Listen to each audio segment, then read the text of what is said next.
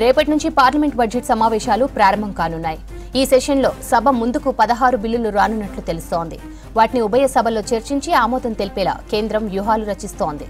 కీలకమైన వక్ఫ్ బోర్డు సవరణ బిల్లును ఈ సెషన్లోనే ఆమోదం తెలిపేందుకు కేంద్రం ప్లాన్ చేస్తోంది. ఢిల్లీ పార్లమెంట్ అనెక్స్ బిల్డింగ్ లో అఖిలపక్ష సమావేశం కొనసాగుతోంది. కేంద్ర మంత్రి రాజ్నాథ్ సింగ్ ఆధ్వర్యంలో ఈ సమావేశం జరుగుతోంది. రేపటి నుంచి బడ్జెట్ సెషన్ ప్రారంభమవుతుండటంతో ఆల్ పార్టీ మీటింగ్ నిర్వహిస్తోంది కేంద్రం. పార్లమెంట్ మీటింగ్స్ తో పాటు బడ్జెట్, పలు బిల్లులపై అఖిలపక్ష నేతలకు వివరిస్తోంది కేంద్రం. పార్లమెంట్ సమావేశాలు సజావుగా సాగేందుకు సహకరించాలని, కీలక బిల్లుల ఆమోదానికి మద్దతు తెలపాలని కోరనుంది. ఆల్ పార్టీ మీటింగ్ కు అన్ని పార్టీల నేతలు హాజరయ్యారు. ఢిల్లీలో లోక్సభ స్పీకర్ ఓం బిర్లాతో సమావేశమయ్యారు జేపీసీ చైర్మన్ జగదాంబికా పాల్. లోక్సభ సెక్రటేరియట్లో స్పీకర్కు వక్ఫ్ బోర్డు సవరణ చట్టం జేపీసీ నివేదికను అందించారు జగదాంబికా పాల్. నిన్న జరిగిన సమావేశంలో నివేదికను కమిటీ ఆమోదించింది. రేపటి నుంచి ప్రారంభమయ్యే సమావేశాల్లో జేపీసీ నివేదికను సభలో పెట్టనున్నారు. ఈ సెషన్లోనే వక్ఫ్ చట్ట సవరణ బిల్లుకు ఆమోదం తెలిపే అవకాశం ఉంది. లోక్సభ బడ్జెట్ సెషన్ కు సంబంధించి మరిన్ని అప్డేట్స్ మదార్ అందిస్తారు. మదార్, బడ్జెట్ సమావేశాలపై డీటెయిల్స్ ఏంటి? శ్రవంతి, ప్రస్తుతం అనెక్స్ బిల్డింగ్ లో రాజ్నాథ్ సింగ్ నేతృత్వంలో ఆల్ పార్టీ మీటింగ్ జరుగుతుంది. ప్రతి పార్లమెంట్ సెషన్ ప్రారంభానికి ముందు ఆల్ పార్టీ మీటింగ్ అనేది నిర్వహిస్తూ ఉంటారు. ఇది ఆనవాయితీగా ఉంటుంది.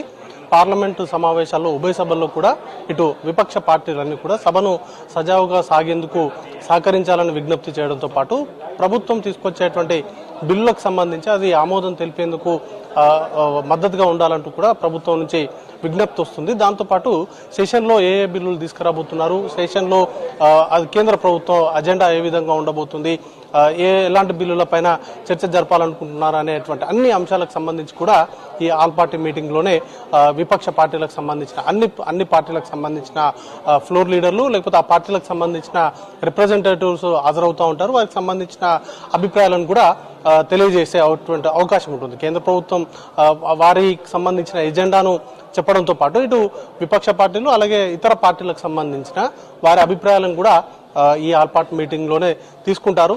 అయితే ఈసారి 16 బిల్లులను కూడా కేంద్రం తీసుకురాబోతా ఉంది. దాంట్లో కీలకమైనటువంటి వక్ఫ్ బోర్డు సవరణ బిల్లుతో పాటు ఒక 16 బిల్లులను కూడా ఇంట్రడ్యూస్ చేసి వాటిని పాస్ చేయించుకోవాలనేటువంటి దిశగా కేంద్ర ప్రభుత్వం అడుగులు వేస్తూ ఉంది. దాంట్లో ఎట్లాగూ రేపు రాష్ట్రపతి ప్రసంగం ముగిసిన తర్వాత రేపు ఫైనాన్షియల్ సర్వే ఉంటుంది. ఆ తర్వాత 1వ తారీఖు బడ్జెట్ కూడా ఉండబోతుంది. బడ్జెట్ పైన చర్చతో పాటు ఇటు రాష్ట్రపతి ప్రసంగానికి ధన్యవాదాలు తెలిపేటువంటి తీర్మానం పైన మొదటి విడతలో అంటే 2 విడతలుగా బడ్జెట్ సెషన్ అనేది కూడా నడుస్తుంది. రేపు ప్రారంభమయ్యేటువంటి సెషన్ ఫిబ్రవరి 13 వరకు జరుగుతుంది.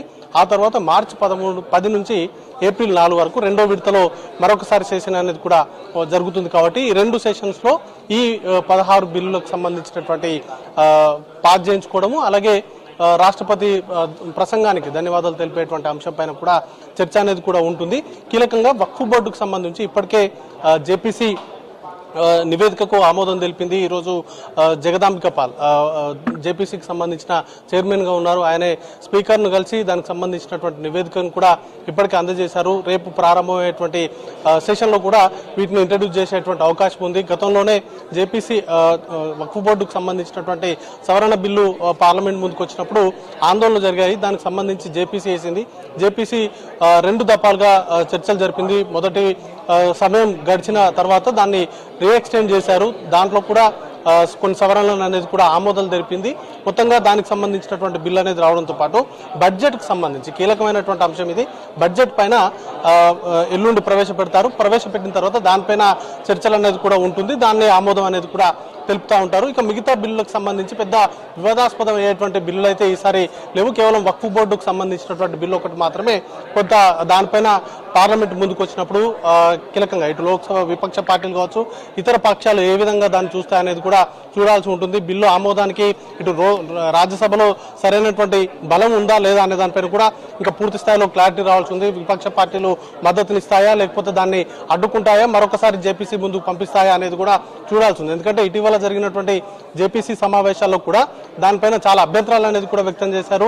విపక్ష పార్టీలకు సంబంధించిన ఎంపీలందరినీ కూడా సస్పెండ్ చేశారనేటువంటి అంశాలు కూడా ఉన్నాయి. కాబట్టి అది కొంత వివాదాస్పదమైనటువంటి అవకాశం ఉంది. ఇక మిగతా అదానికి సంబంధించినటువంటి అంశం పైన ఇప్పటికే అమెరికాలో జరిగినటువంటి అవినీతికి సంబంధించి అక్కడ కోర్టుల్లో జరిగినటువంటి విచారణ వీటన్నింటిపైన కూడా విచారణ జరపాలంటూ కూడా లాస్ట్ టైం సెషన్ లో కూడా విపక్షాలు డిమాండ్ చేశాయి. మణిపూర్కి సంబంధించినటువంటి అంశం ఉంది, నిరుద్యోగ సమస్య ఉంది, ధరల పెరుగుదల, ఇట్లాంటి సమస్యలపైన చర్చకైతే విపక్షాలు పట్టుబట్టేటువంటి అవకాశాలు ఉన్నాయి. సో చూడాల్సి ఉంటుంది. రేపటి నుండి జరగబోయేటువంటి పార్లమెంట్ సమావేశాలు కొంత వాడివేడిగానే సాగేటువంటి అవకాశం ఉంది. శ్రవంతి. Right mothers.